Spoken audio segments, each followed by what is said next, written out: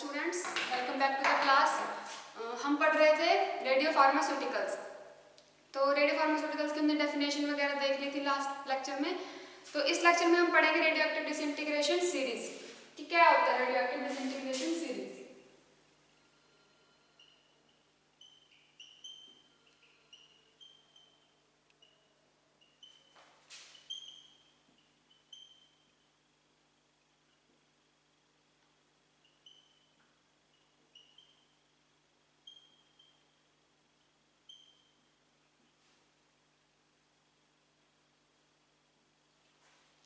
तो radio active disintegration series को अगर हम समझे तो क्या है, जैसे कि एक अनस्टेबल रेडियो आइसोटोप है, कोई भी अनस्टेबल रेडियो आइसोटोप, तो उसमें से क्या हो रहा है, कोई भी वो अल्फा या बीटा पार्टिकल से एमिट करेगा स्टेबल होने के लिए। तो जब वो एमिट करता है तो क्या एक नया पार्टिकल बनता है, एक नया कंपाउंड, एक नया रेडियो आइसोटोप बनता है। तो वो क्या बन जाता है फिर, जैसे जिसने रिलीज किया वो तो हो जाएगा पेरेंट एलिमेंट, अब जो बन रहा है वो हो जाएगा daughter element. For example let's suppose कि जैसे कि ये कोई रेडियो आइसोटोप है जो अनस्टेबल है, ये अनस्टेबल रेडियो आइसोटोप जब ये क्या करेगा, रेडिएशन एमिट करेगा, कोई भी अल्फा या बीटा पार्टिकल, अल्फा या बीटा पार्टिकल एमिट करेगा, तो क्या बनेगा, एक न्यू पेरेंट एलिमेंट बनेगा, एक नया एलिमेंट बन जाएगा। अगर ये स्टेबल हुआ तो ये यहीं पे फिर रुक जाएगा, बट अगर ये अनस्टेबल हुआ तो क्या होगा, ये आगे फिर डिसइंटीग्रेट हो जाएगा, मतलब कि इसका आगे से फिर अगर अनस्टेबल हो गई फिर अल्फा या बीटा पार्टिकल्स एमिट करेगा और फिर से क्या बन जाएगा, एक और नया एलिमेंट। और ऐसे ये सीरीज क्या क्या करती है, मतलब कि चलती रहती है जब तक कि एक हमें स्टेबल आइसोटोप नहीं मिल जाता, जब तक कि हमें एक स्टेबल आइसोटोप नहीं मिल जाता। जैसे मान लो कि हम ये हमारी नानी माँ मान लेते कि ये हमारी जैसे नानी है, तो नानी के बाद नानी क्या बन जाती, जब उनके बच्चे हो गए तो क्या बन गई, ये पेरेंट एलिमेंट, ये पेरेंट एलिमेंट है। जब उनके आगे बच्चे हुए तो दैट इज डॉटर, हम इसको बोलेंगे डॉटर एलिमेंट। जब डॉटर एलिमेंट आगे उनके बच्चे होते हैं तो वो क्या फिर वो क्या बन जाते हैं, फिर वो बन जाते हैं पेरेंट एलिमेंट। ये कब बनेगा, जब ये क्या होगा, अगर डॉटर एलिमेंट क्या है, अनस्टेबल है। अगर डॉटर एलिमेंट अनस्टेबल है तो फिर वो क्या बन जाएगा, आगे अल्फा बीटा पार्टिकल्स को रिलीज करेगा, उसके बाद वो क्या बन जाएगा, पेरेंट एलिमेंट, जो नेक्स्ट है वो बन जाएगा डॉटर एलिमेंट। इसी तरह से सीरीज चलती रहती है। फिर डॉटर अगर अनस्टेबल है उसके बाद भी तो वो फिर क्या बन जाएगा, उसके जब आगे वो डिसइंटीग्रेट होगी तो आगे उसके ये पेरेंट बन जाएगा, दैट इज डॉटर एलिमेंट।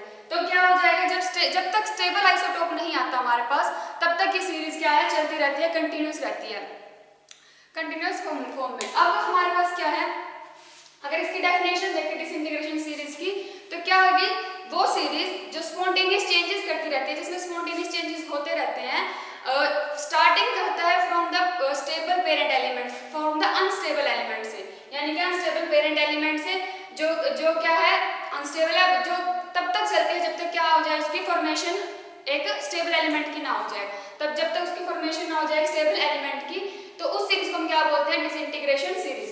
तो इसकी डेफिनेशन लिखें,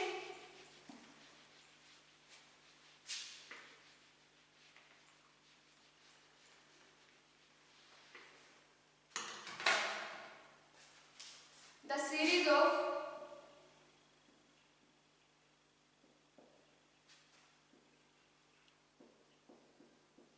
spontaneous changes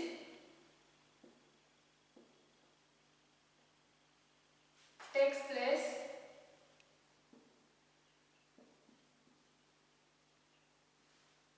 starting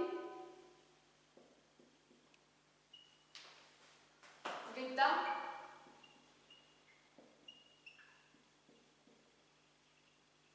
parent element,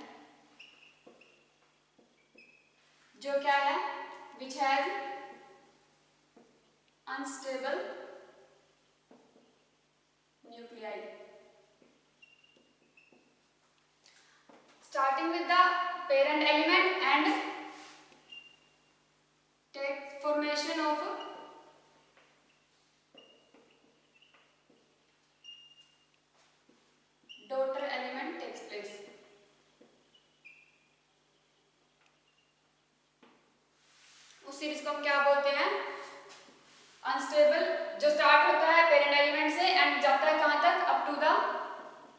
formation of A daughter element जो क्या है स्टेबल, जिसका क्या है एक स्टेबल न्यूक्लियाई है। तो इस सीरीज को हम क्या बोलेंगे रेडियो एक्टिव डिसइंटीग्रेशन सीरीज। अब जो मैंने बताया था कि क्या कितने होते हैं पीरियोडिक टेबल में 40 एलिमेंट्स ऐसे हैं जो क्या है रेडियो न्यूक्लियाई, जो रेडियो न्यूक्लियाई शो करते हैं, मतलब कि रेडियो एक्टिविटी शो करते हैं। तो ये जो 40 एलिमेंट्स है सारे के सारे 40 एलिमेंट्स हैं वो क्या करते हैं डिसइंटीग्रेशन शो करते हैं डिफरेंट स्टेजेस की। मतलब कि जैसे कि एक कोई न्यूक्लियाई है वो क्या पता 5 डिसइंटीग्रेशन के बाद ही वो स्टेबल हो जाए, 5 मतलब 5 टाइम्स के बाद स्टेबल हो, या कोई 4 टाइम्स के बाद स्टेबल हो जाए, कोई 6 के बाद स्टेबल हो। उसको बोलते हैं हम कि वो क्या है जो हमारे 40 एलिमेंट्स है वो सारे अलग अलग डिफरेंट स्टेजेस में क्या हो रहे हैं स्टेबल हो रहे हैं। तो इस तरह की स्टेबिलिटी कितने फॉर्म में है, ये है 4 फॉर्म में। इस तरह की सीरीज कितनी बनती है 4 सीरीज बनती है। तो उन 4 सीरीज में आता है यूरेनियम, थोरियम, यूरेनियम 238 की फॉर्म में, यूरेनियम 235 की फॉर्म में, थोरियम 232 की फॉर्म में, नेप्ट्यूनियम 237 की फॉर्म में। तो कितनी सीरीज बनती है इसकी 4।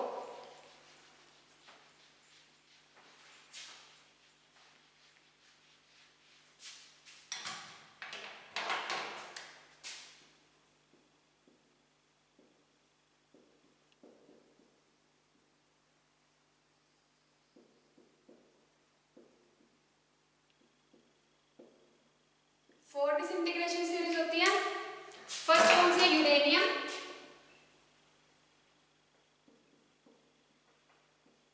238 पे, यूरेनियम 238 पे बनती है। सेकंड एक और बनती है यूरेनियम 235 पे। उसके बाद है थोरियम, यूरेनियम 238, यूरेनियम 235, थोरियम उसके बाद बन गया 232 पे, एंड नेप्ट्यूनियम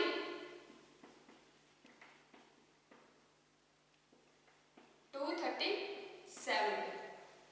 तो इन 4 सीरीज में हमें मिलते हैं डिसइंटीग्रेशन जो शो करते हैं, ये इनके एलिमेंट्स क्या करते हैं शो करते हैं। उसके बाद हमें यूरेनियम 92 के फॉर्म में, यूरेनियम 92 235, उसके बाद थोरियम कौन सी, थोरियम हमें मिलता है थोरियम इज 90 एंड नेप्ट्यूनियम 93 पे।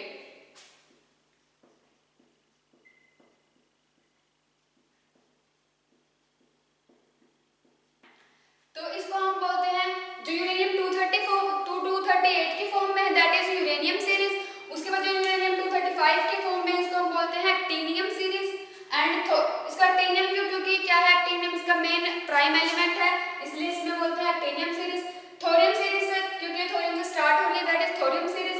एंड ये नेप्ट्यूनियम सीरीज क्योंकि नेप्ट्यूनियम क्या है इसका मेन एलिमेंट है इस सीरीज का।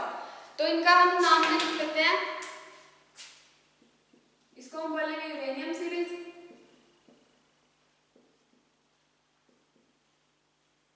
Actinium,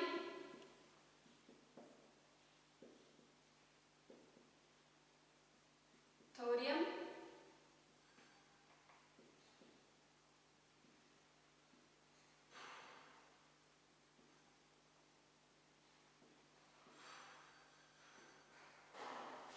and neptunium series. अब जो लॉस हो रहा है अल्फा और बीटा पार्टिकल्स का, उसकी वजह से क्या हो रहा है हमारे पास डिसइंटीग्रेशन हो रहा है अल्फा और बीटा पार्टिकल्स। अल्फा और बीटा पार्टिकल्स जब डिसइंटीग्रेट हो रहे हैं निकल रहे हैं तो क्या कर रहा है जो अल्फा पार्टिकल्स है उसकी वजह से क्या हो रहा है मास नंबर में डिफरेंट आ रहा है।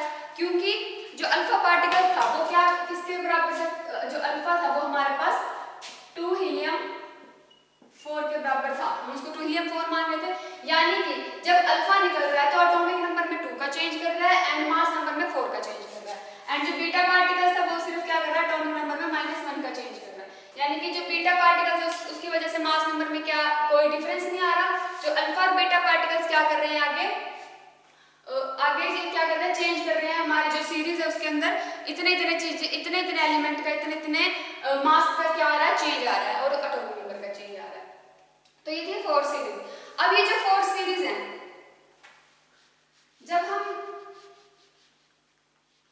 जब इसमें से डिसइंटीग्रेशन हो रहा है तो क्या हो रहा है जो यूरेनियम है तो यूरेनियम थोरियम और नेप्ट्यूनियम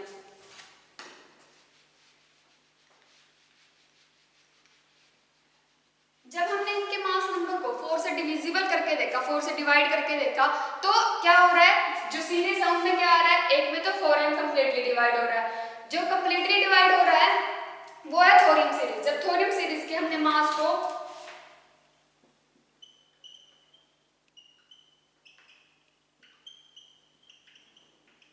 थोरियम सीरीज के मास को 4 से डिवाइड करके देखा, तो उसमें से क्या बच रहा है, वो कंप्लीटली डिवाइड हो रहा है, यानी कि कोई रिमाइंडर नहीं बच रहा। तो जब ऐसी सिचुएशन है तो उसको हमने इसको नाम दिया 4n सीरीज आल्सो, इसको हम बोल सकते हैं 4n सीरीज। उसके बाद जब हमने यूरेनियम के नेपच्यूनियम के मास को डिवाइड करके देखा, तो उसमें क्या बच रहा था, 1 रिमाइंडर बच रहा था। तो जब नेपच्यूनियम के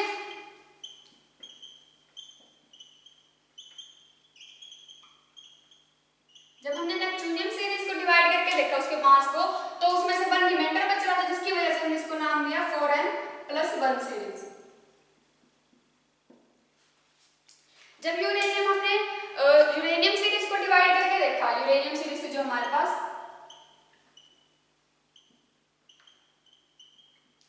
तो उसको जब हमने डिवाइड किया तो उसमें क्या बच रहा था, 2 रिमाइंडर बच रहा था, इसलिए हमने उसको नाम दिया 4n+2 सीरीज।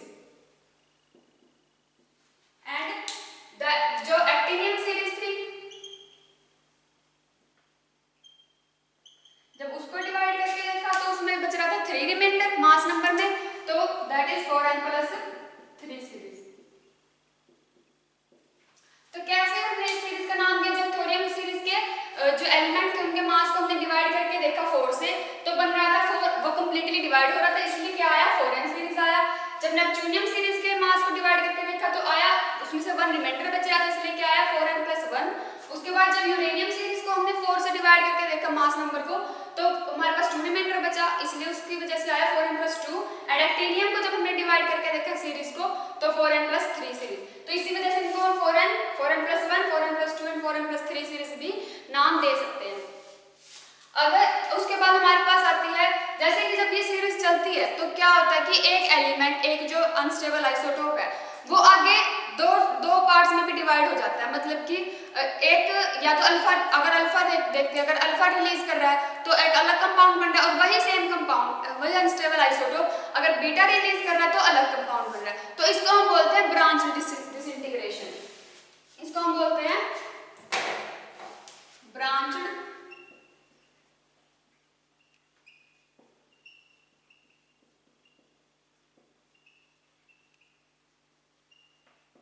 डिसइंटीग्रेशन। तो ये होती है हमारे पास ब्रांच डिसइंटीग्रेशन। कैसे कि जब एक ही कंपाउंड अगर 2 पार्ट्स में डिवाइड हो जाए, मतलब कि 2 कंपाउंड्स दे, एक बार अल्फा रिलीज करके या बीटा रिलीज करके 2 कंपाउंड्स दे, तो हम बोलते हैं उसको ब्रांच डिसइंटीग्रेशन। अब ये सीरीज कब तक चलती है, जब तक एक लेड का स्टेबल आइसोटोप नहीं हमें मिल जाता। ये स्टार्ट तो इनसे होती है, यूरेनियम से, नेपच्यूनियम से, थोरियम से, ये अनस्टेबल आइसोटोप से। ये एंड होती है जब तक हमें क्या नहीं मिल जाता, लेड का एक स्टेबल आइसोटोप। लेड के स्टेबल आइसोटोप पे जाके क्या हो जाती है, ये सीरीज हमारी फिनिश हो जाती है। ब्रांच डिसइंटीग्रेशन का भी मैं एक एग्जांपल दिखा देती हूँ। एंड उसके अलावा जो ये 4 सीरीज है, इनकी भी सीरीज बनाई हुई है बुक्स के अंदर, तो मैं एक सीरीज बना के दिखा देती हूँ।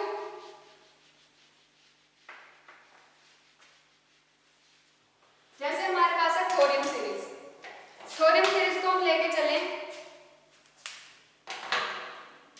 तो थोरियम स्टार्ट हो रहा है थोरियम से, थोरियम में 90, 230,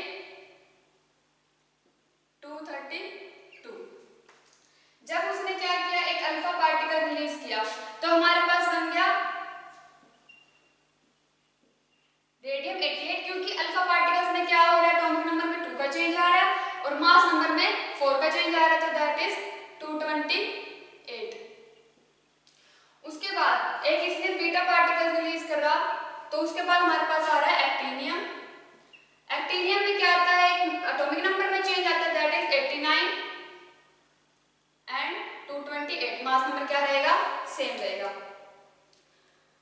उसके बाद जब इसने क्या रिलीज किया, थोरियम पहले अल्फा रिलीज कर रहा है, फिर बीटा रिलीज कर रहा है, उसके बाद फिर बीटा रिलीज कर रहा है, तो थोरियम 228 एंड 88, क्योंकि एक क्या आ रहा है,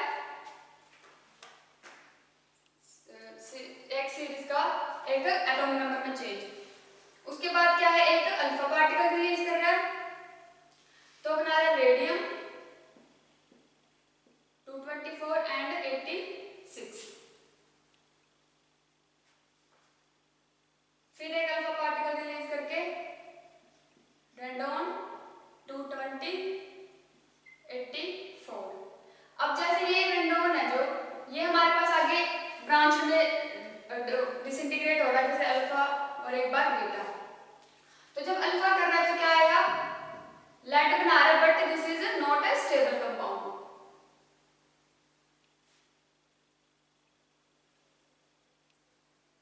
रेडॉन एक सेकेंड सॉरी, रेडॉन के बाद ये आगे चेंज हो रहा है।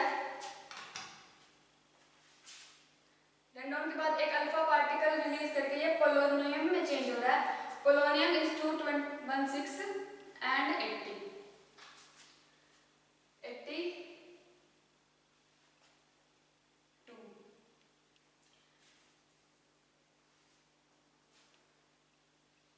उसके बाद ये क्या हो रहा है, डिसइंटीग्रेट हो रहा है, एक बार अल्फा एक बार बीटा।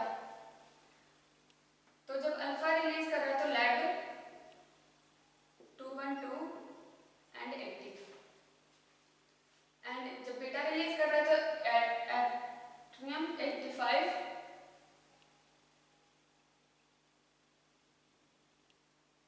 83 एंड 216।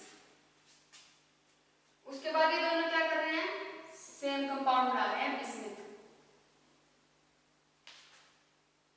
212 एंड 83।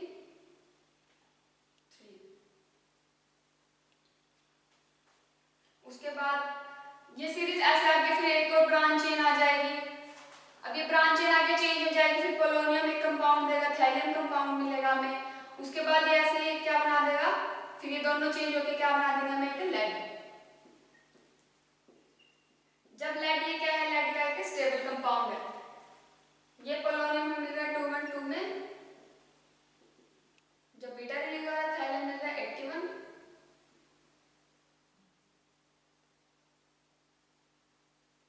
जब अल्फा रिलीज हो रहा है।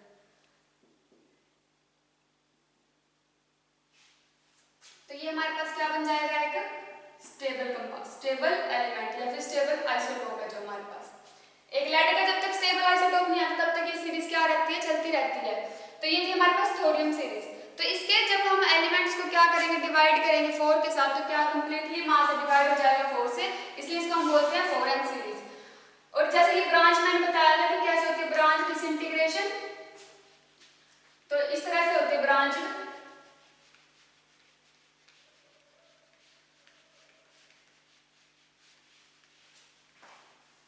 ये थी हमारे पास सीरीज। अब जो हमारे पास एलिमेंट्स है जो 4n 4n + 1 4n + 2 4n + 3 के, वो स्टार्ट तो होते हैं वो 58 59 59 एंड 58 रिस्पेक्टिवली। जैसे कि फर्स्ट सीरीज है n, जो n की वैल्यू है वो स्टार्ट होती है 58 59 59 एंड 58। मतलब कि पहली सीरीज की 58 होती है, उसमें n की वैल्यू 59 59 एंड 58।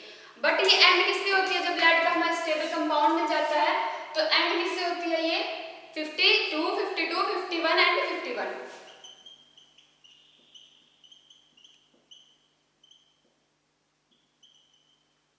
ये यहां से स्टार्ट हो रही है और यहां से क्या हो रही है, एंड हो रही है। अब अगर हम इन सबका ओवरव्यू देखें एक टेबल के अंदर तो कैसे बनेगा,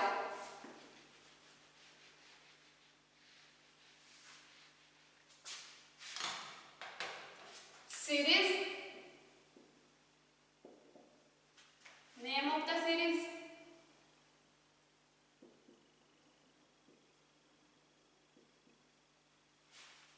उसके बाद हमारे पास है स्टार्टिंग एलिमेंट, फिर एंड एलिमेंट और फिर वैल्यू ऑफ n स्टार्टिंग के लिए, starting element,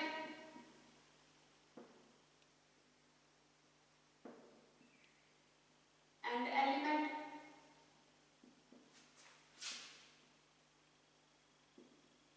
value of n in starting में, उसके बाद value of n in and.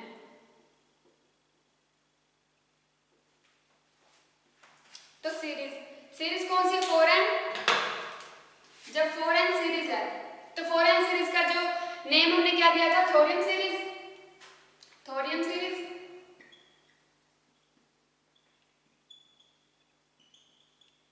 उसका स्टार्टिंग एलिमेंट क्या था हमारे पास, थोरियम 232 एंड एलिमेंट मैंने किससे बताया कि सभी एलिमेंट्स किससे एंड हो रहे हैं, लेड से, तो लेड 208। वैल्यू ऑफ एन कितनी रहेगी, स्टार्टिंग के अंदर तो रहेगी 58 और एंड में कितनी है 52, 58 एंड 52। तो ये थी 4n सीरीज। उसके बाद है 4n+1। 4n+1 सीरीज कौन सी थी, नेपच्यूनियम सीरीज।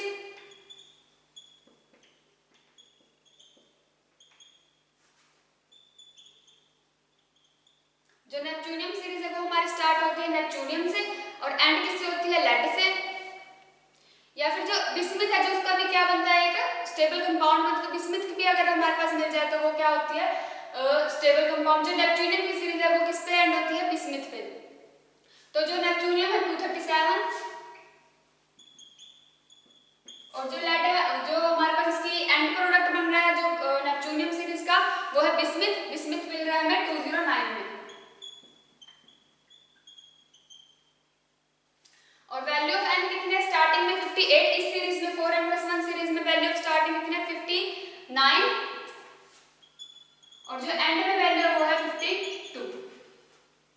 ये था हमारे पास 4n+1 सीरीज। उसी तरह से लिखो 4n+2 सीरीज। 4n+2 सीरीज में यूरेनियम स्टार्ट हो रहा है, यूरेनियम सीरीज को हम बोल रहे हैं 4n+2 सीरीज। उसमें जो है यूरेनियम स्टार्ट हो रहा है, यूरेनियम कौन से फॉर्म वाला है हमारे पास, 238।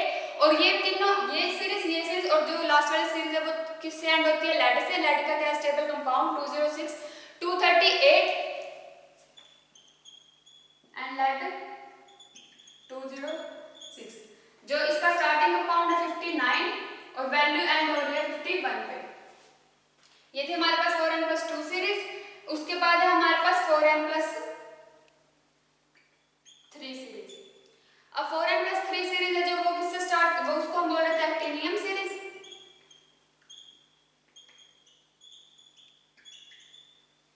उसमें जो क्या था, स्टार्टिंग एलिमेंट तो उसका भी यूरेनियम ही था। तो यूरेनियम कौन से स्टार्ट हो रहा है, जो 235 से स्टार्ट हो रही थी वो थी हमारे पास एक्टिनियम सीरीज, यूरेनियम 235 और जो एंड हो रहा है वो है लेड से 207।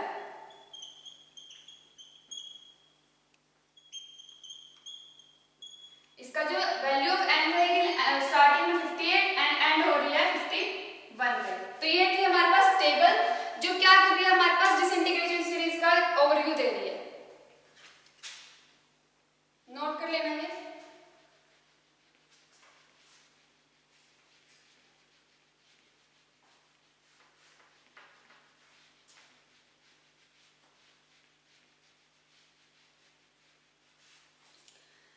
तो स्टूडेंट्स ये थी हमारे पास रेडियोएक्टिव डिसइंटीग्रेशन सीरीज। मैंने जो रेडियोएक्टिव डिसइंटीग्रेशन के बारे में बताया है, तो ये डेफिनेशन आ सकती है इसकी सीरीज के बारे में पूछ सकते हैं। 4n+1, 4n+2, 4n+3 ये जो सीरीज है बताइए मैंने, ब्रांच डिसइंटीग्रेशन जो है, इनकी डेफिनेशंस वगैरह पूछ सकते हैं। तो आप ये सब कर लेना। Okay, thank you.